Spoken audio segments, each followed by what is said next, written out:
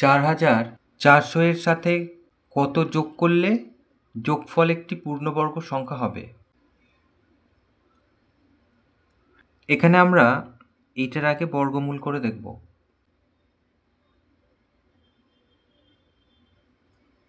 ভাগ প্রক্রিয়ায় বর্গমূল করছি, তাহলে শেষে কত অবশিষ্ট থাকে সেটা আমরা দেখব।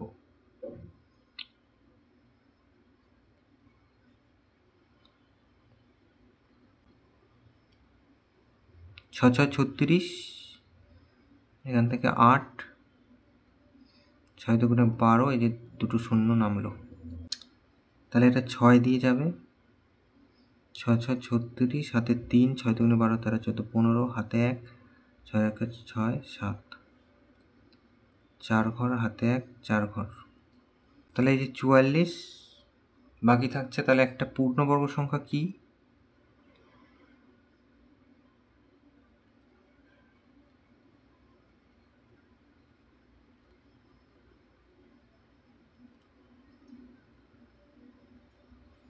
এই যে 4400 থেকে আমরা 44 বাদ দেবো। 4 দিয়ে 6 ঘর, হাতে 1, এটা 5, 5 ঘর, হাতে 1, 3 4, তাহলে এই যে 4 3 5 6 একটা পূর্ণবর্গ সংখ্যা, এর বর্গমূল হচ্ছে 66।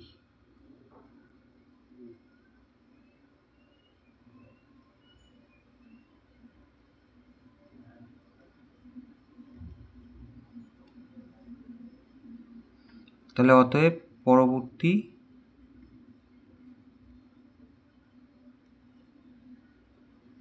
পূর্ণবর্গ সংখ্যা,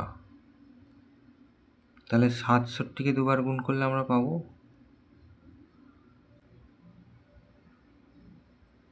7 7 49, 4 6 7 42, আর 4 46, 6 7 42, হাতে 4 6 36, আর 4 40, এই যে, তাহলে 4 4 8 9, তাহলে এটা একটা পূর্ণবর্গ সংখ্যা হলো। তাহলে আমাদের প্রশ্ন ছিল যে 4400-র সাথে কত যোগ করলে একটি পূর্ণবর্গ সংখ্যা হবে। তাহলে আমরা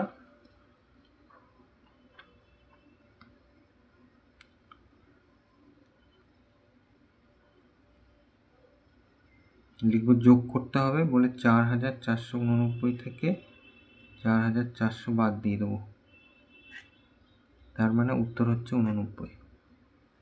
তাহলে 4400-র সাথে 89 যোগ করলে এটা একটা পূর্ণবর্গ সংখ্যা হবে। তাহলে এটা উত্তর।